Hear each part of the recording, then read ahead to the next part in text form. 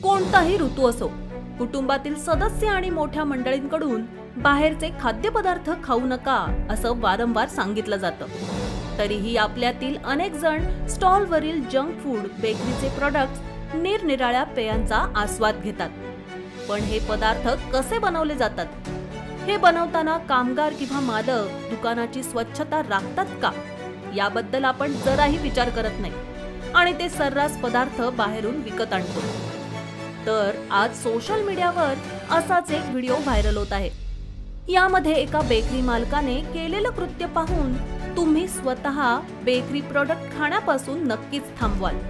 Viral video कुठला आहे याची माहिती अद्याप कळू शकलेली नाही, पण रस्त्याकडेला एक बेकरी आहे.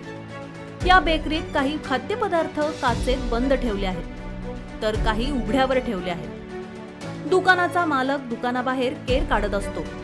केर काढता काढता तो कचरा गोळा करण्यास सुरुवात करतो आणि बघता बघता तो कचरा गोळा करण्यात आलेला कचरा बेकरीत ठेवलेल्या उघड्या पदार्थांमध्ये टाकतो, जे पाहून कोणालाही आश्चर्य वाटेल.